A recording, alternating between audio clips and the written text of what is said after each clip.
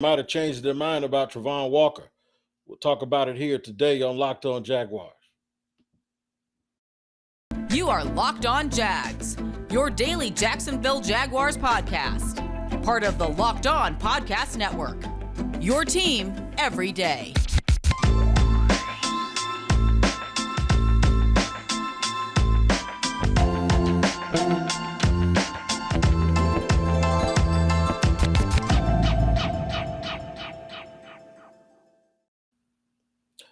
Good morning, good afternoon. Thank you for making Locked On Jaguars your first listen of the day.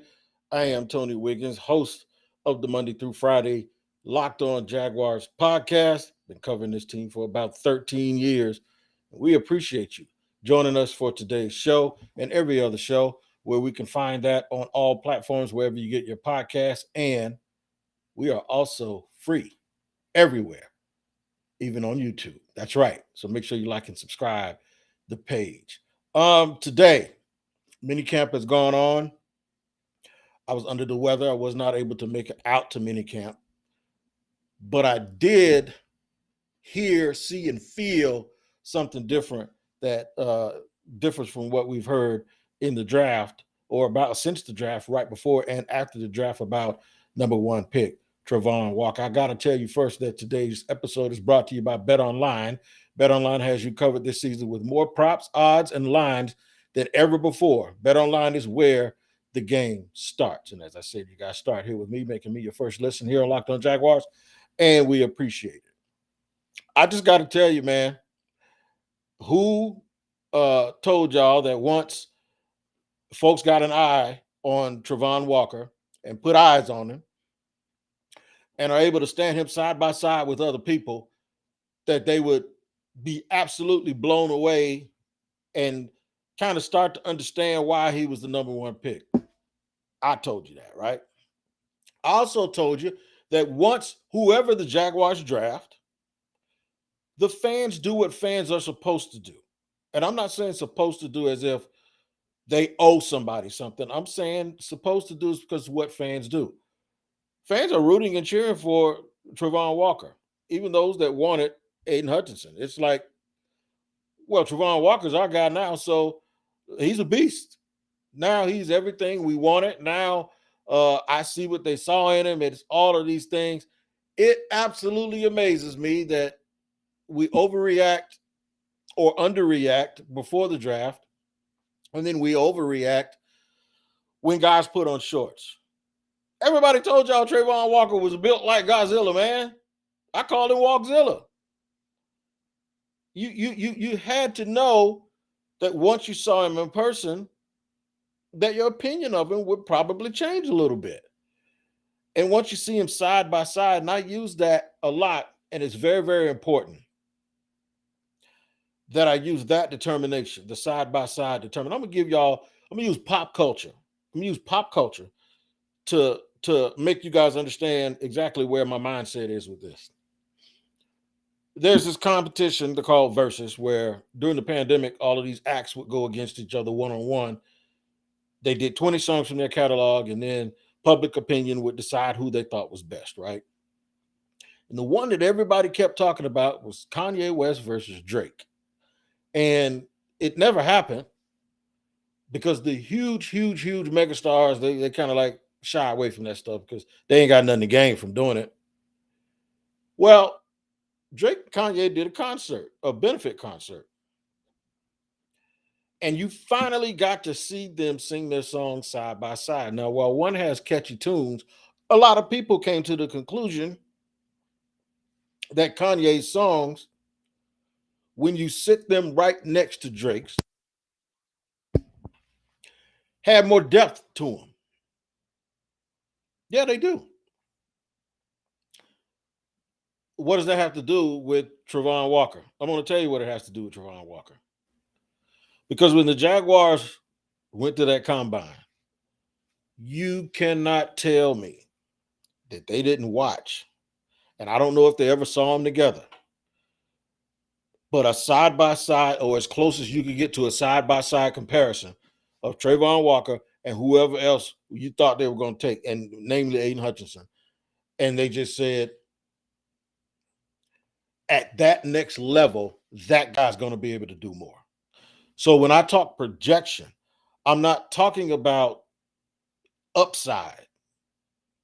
I'm simply talking about taking guys from college and not overvaluing college production without considering scheme, teammates, competition. What did it look like when they were on the field together? It looked like one guy was playing with and practicing with guys that weren't as good as the other guys, right? And he was practicing against everyday guys that wasn't as good as the other team. And you saw a guy like Jamari Sawyer playing left tackle who projects as a guard in the pros, and that's where he's going to play, who was a 6th-round pick, shut the other guy down. Add that to the combine where you get a chance to look at him, and I don't know if you saw him side by side, actually, physically, or literally, but you did see it figuratively. At the very minimum, you saw them in the same rooms within a couple of minutes of each other, right? When you start to understand the process, that's what the Jaguars did. They determined that at this level, we're not talking about upside. We're not talking about later on or down the road. The Jaguars more than likely looked at their bodies and said, at the next level, he is going to be more successful because of the way he's built. And I'm not talking just from a visual standpoint. I'm talking about what he's made of and what he's cut out to be. He is a badass when he comes out of the tunnel. The other guy's solid too. But comparing the two, there was no comparison. And that is why the title of this today is The Jaguars Might Got Some Problems, but if number 44 ain't one. People were blown away. Media types, and then from the videos that folks posted, all the fans keep posting it back and forth like, I can't believe somebody that big is moving that fast. Yeah, somebody that big moves that fast. And the Jaguars got him at number 1. And even some media people, buddies of mine, I know my man Hayes Carlin. Hayes has done a total 180. He's like, wow. And I don't think it's nothing to point a finger at or pick at anybody about, because we're entitled to change our mind. But seeing something in person will make you change your mind, and wait till you see him play. So that's why I want to talk about next what it appears the Jaguars are going to do with Travon Walker and how he's going to line up. And then in segment 3, we'll discuss how we can't get too caught up in what we see a guy do in shorts, because that's kind of what he's supposed to do. And that's kind of what he's supposed to look like. But we can at least get excited, and we can get to the point where we understand that everybody is now back on the same page when it comes to the Jaguars, and the enthusiasm that you're supposed to have actually does exist. So guys are happy, guys and girls are happy with the pick of Travon Walker, and I know the Jaguars are too. What we've seen from the way he lines up and how I think is going to turn out and how they're going to use him, we'll talk about that in segment 2. After I tell you guys, I was about to say use like I'm Italian or something, but after I tell you about our partners at BetOnline, because they continue to be the number 1 source for all your betting needs and sports info. Find all the latest odds, news, sports developments, including this year's basketball playoffs, Major League Baseball scores, fights, and next season's NFL futures, because they're already there, folks. BetOnline is your continued source for all your sporting wagering information, from live betting to playoffs, esports, and more. Head to the website today or use your mobile device to learn more about the trends and the action, because BetOnline is where the game starts. Ain't no game here on Locked On Jaguars, but you guys do start here with me every day, making us your first listen, and we are very, very grateful for that. Your boy Wig is still battling, still fighting, still in a little bit of pain, but they can't take me out, man. I'm going to always be here whenever I can to give you the best comprehensive coverage of the Jacksonville Jaguars, especially here in the preseason, where I know everybody's jonesing for some football, even though BetOnline is our sponsor today, even though I know everybody's watching basketball, and you should be, because it's very good. But right now, we're always going to be jonesing for some football. So the rookies have their mini camp here in Jacksonville. Just some other notes from mini camp. Folks fall in love with Devin Lloyd too, man, because Devin Lloyd looks the part, feels like the part, matches with what they've tried to do here the last couple of off seasons. When it in terms of changing the athletic profile of the team. And you know what? We don't want to, but I'm going to give Trent Baalke credit. That is something that I think is extremely important that you must do. You can't expect a team to be a certain way and play a certain way when you don't have the athletes. And, there was a time here when other GMs went looking for all of the. It's like when you find a player that can play at Mount Union or from wherever that's a surprise, it's supposed to be a bonus. You don't go looking for those guys, though. They have to just pop up. And so taking guys from smaller schools that were overachievers, that's a nice gesture, but you can't have a team full of people like that. You have to have a team full of badasses and war daddies. And I think with the first two picks, everyone believes that that's exactly what they have. Folks are also raving about the size and the mindset and the approach and the ready to play ability of Luke Fortner, who played basically on an NFL scheme in college. I know his OC had been with the Los Angeles Rams for a long time, and it's a very similar system to what the Jaguars play here. But he's ready to play. He's smart. He's intelligent. And then, like I told people, Chad Muma was a value pick of all value picks, and he really gives them an overload of guys that can be off the ball and play at linebacker with size and speed and the ability to run. So, uh, with that being said, we got to give Trent Baalke some credit because he's extremely consistent with what he went for and how he went about it. And I'm not saying it's all work yet, but I'm pleased. And you have to admit that, even though I was one of the guys that was calling for him to get his pink slip, I got to also be honest and say when I think a guy's done a good job, and I think he's done a good job. So if I'm still a little perplexed, though, that they had 12 draft picks and they only ended up using 7, and they only got uh they only moved up a few spots to take Devin Lloyd, only moved up a few more spots to take Snoop Connor in like the 5th round, and then they got a 4th round pick next year. So I know I'm being a little bit nitpicky here, but I might have, especially in the year where there wasn't a lot of value on the picks because the depth of the draft started thinning out a little bit. It seems like they probably could have got more than that, and they may have gotten fleeced in 1 or 2 spots. But ain't no complaining about too much. They got 7 guys that they brought in, and then this Austin kid at wide receiver that people keep talking about. He's played well so far, looked good in minicamp, looks the part. He's probably going to end up getting a roster spot. But the key is Travon Walker. It's the number 1 overall pick for the 2nd consecutive year, and the question remains is how will they use him and how will he play? They have constantly told people here that he's going to start out as an edge linebacker and as an outside linebacker. The drills and the things that we saw him doing this weekend suggest that they're not lying to you. They're telling you exactly what's going to happen. That's where he's going to play. He's going to play outside linebacker, more likely on the left side, be a strong side edge setter who they'll use to be able to go chase and get after the quarterback. They're dropping the back in coverage apparently a little bit too. I don't really like that very much, but that's what Baltimore's done that for years with guys. They've dropped them back in the coverage. So I know folks are going to make a lot out of that. Sort of the way they made a lot out of when Trent said, we have a lot of work to do. That means that they took that as him not being a finished product.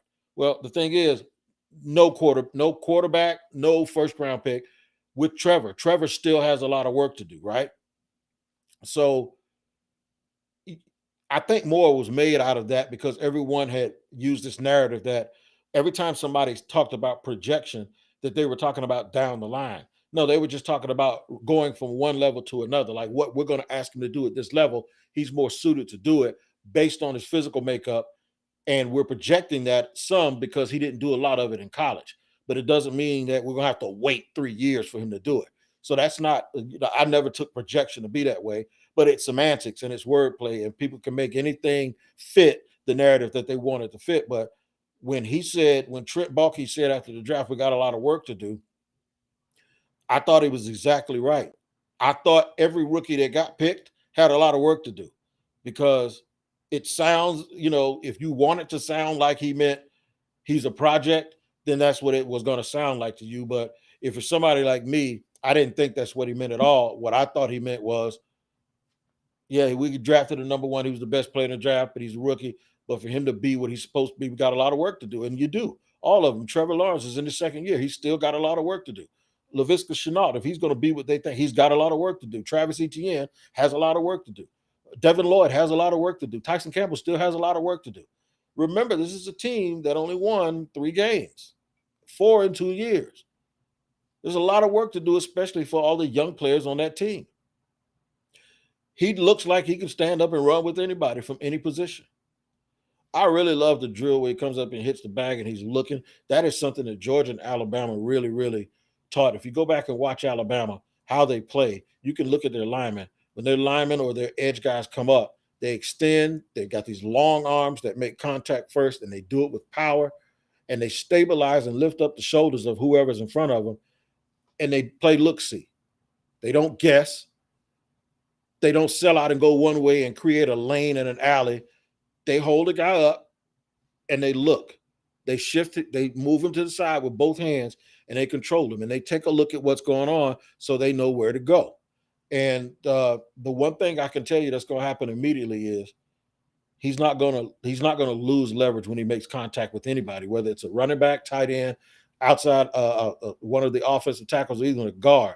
Because his arms are so long and he transfers strength to power and speed to power so well, he's going to be I think at the very minimum right away he's going to have a clear advantage on a lot of players in the NFL. Now, does that result in sacks? Does that result in other guys? Does it result in tackles for loss? Does it result in having an advantage on one side of the field because of athleticism? Absolutely. It covers all of that stuff. And I think he makes it a lot easier for other people.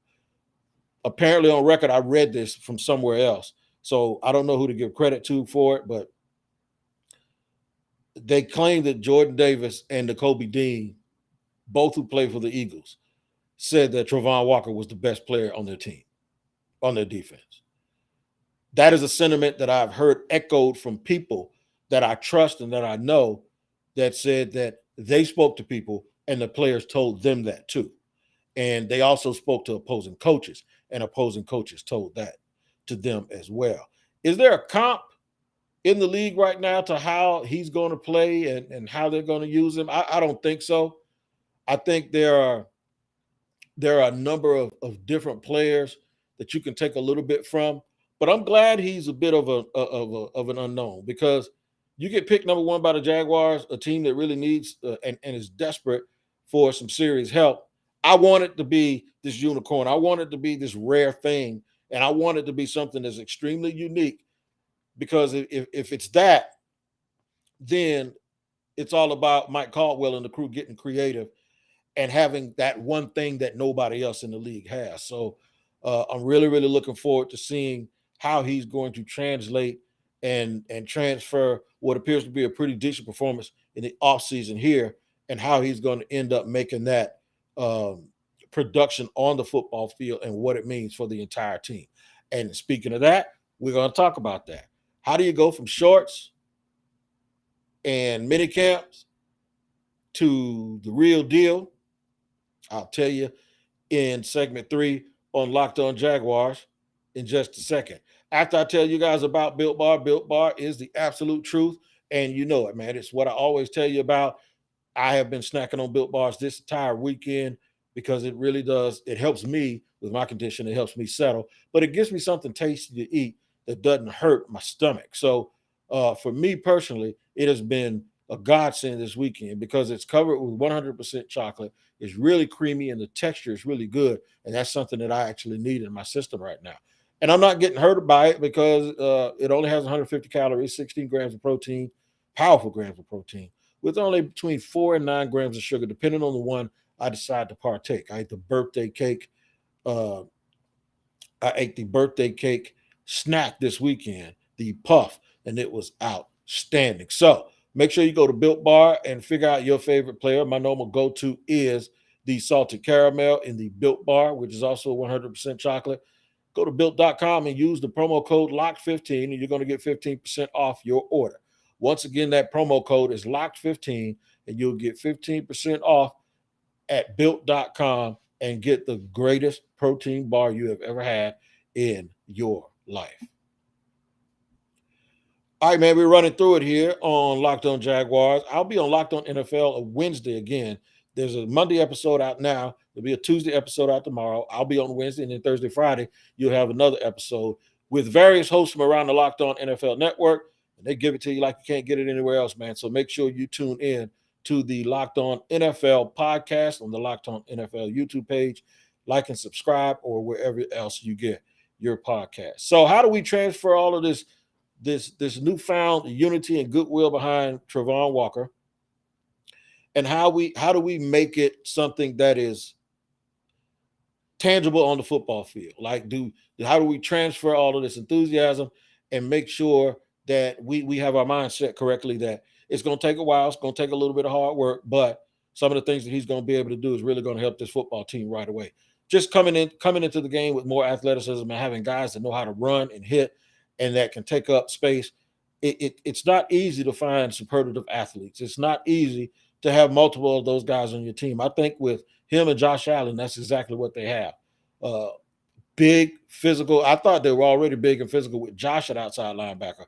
They are more big and physical now. He has Josh by an inch and about 10 pounds, and he's probably faster. So he's going to be able to help them immediately in terms of presence.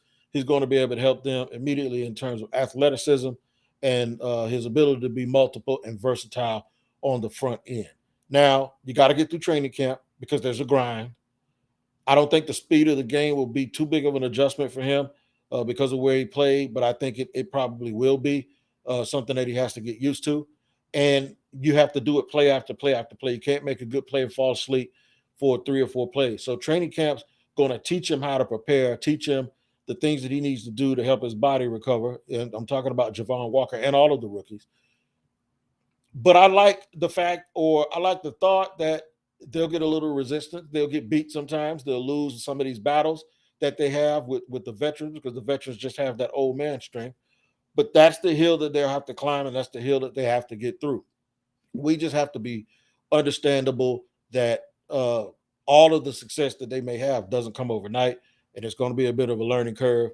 And early on, teams are going to challenge them. Teams are going to challenge them with things that they don't think that they've had time to see with these rookies. They're going to challenge them with just different looks. I recall Jeff Lageman. I've told this story 1,000 times. Jeff told me when he was with the Jets, they did joint practices against Washington's football team. They were known as something else back then. But Jim Lachey, who is really like a borderline Hall of Famer, but he's not in. Jim Lachey was the left tackle for Washington. And he did a move where that Lageman didn't expect because it was his rookie year.